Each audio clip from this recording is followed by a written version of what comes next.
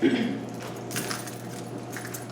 this video, I'm going to be covering walking the cup versus freehand, okay? So walking the cup is a method of controlling the arc length when making a GTA weld by resting the cup on the workpiece, also known as cup walking. The other method, freehand, a GTA welding technique where the GTA torch is held so that the tungsten and nozzle are both positioned just above the weld. I'm going to read a little bit, and then I'm actually going to show you on some pipe how to freehand and walk the cup, and then in the shop I'll actually do a demonstration on that. So right now I'm going to discuss the advantages and disadvantages of freehand and walking the cup techniques. So there are two different methods of controlling the arc length when making a GTAW. The most commonly used technique is called freehand. In the freehand technique, the GTAW torch is held so that the tungsten is positioned just above the weld. Often a welder will brace the arm or elbow for better control. However, it is still considered freehand welding. The other technique, walking the cup, is done by resting the cup on the workpiece. The torch is then manipulated in one of several different ways to move it down the weld joint. The arc length is changed by varying the tungsten stick out, cup size, and the angle at which the torch is held. This technique is used on carbon steels and stainless steels that are typically greater than gauge thicknesses. It is probably most commonly used for putting in weld passes on pipe when high quality, low hydrogen welds are required. One method for walking the cup is to start by resting the edges of the cup lightly on the groove face.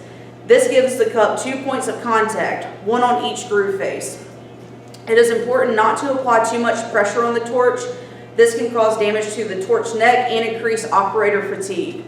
Next, you're going to sway your arms side to side. The side that you are rolling towards should stay stationary while the opposite side gently slides on the opposite groove face.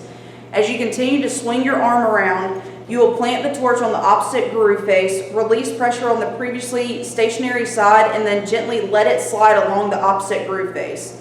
This will create a zigzag pattern and will propel the torch down the groove. By varying this pattern, the travel speed can be faster or slower. It will also change the appearance of the bead by keeping the ripple pattern closer or farther away. As you practice this technique, you will become smoother with the movements, resting in a more uniform looking weld bead. The top of the torch makes a figure 8 when walking the cup along the groove. Another technique is to simply rest the cup on the groove face as before and wiggle the torch side to side, allowing the cup to maintain contact with the groove faces and at the same time moving the torch forward. It is best to use a smaller cup when using this technique, which can give excellent results on the root pass of a groove weld. So now I'm going to reposition the camera and I'm going to point it at some pipe and go over how to walk the cup and freehand.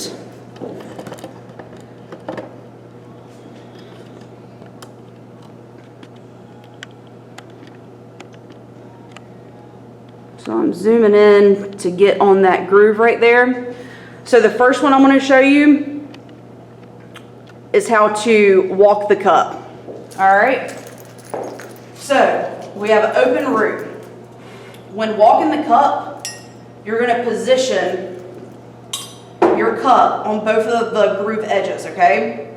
And whether you hold it up here on your torch or down here, I typically hold my hand down on the bottom side of the torch handle and I kind of let my elbow do most of the work. So I'm creating a figure 8 in that groove, and that's how you will walk the cup. Okay? So after I do my root pass, I typically bump up to a size 10 cup. So for my root pass, I'm welding on with a size 8 cup. And then after my root pass, I'll typically bump it up to a 10 cup. That way I can weld a little bit further out, and it's easier for me whenever I'm welding on the cap for this. So, walking the cup again. My cup is resting on the groove, wiggling it up and down right in that groove. And one thing you want to not do is whenever you're walking the cup, you don't want to go too far outside your weld zone, okay? Whenever you do that for your root pass, you'll get sucked back and then you'll get, all right? So then the next one, freehand. So wherever you hold the torch, so whether you hold it up here, it will get hot up here. here, whether you hold it right here, whether you hold it down here. So, freehand. I typically use one of my fingers and I'm freehanding it. So nothing is actually touching the pipe from my torch. Okay? So that's freehanding. So whether you prefer to freehand or walk the cup, from root to cap, you can freehand the whole thing, you can walk the whole thing. I prefer walking the cup, but in some instances, you might not have space that allows you to walk the cup, so you might have to freehand it. So learn both of the techniques. Another thing that you can do. So I'm going to show you a practice, what you can practice on. So you'll get some paper, just like this. You'll draw you some lines and you'll get a TIG torch, okay? And you'll put a pin on the inside. Just get you a TIG torch, use the inside of a pin, and then literally you can practice walking the cup, okay? So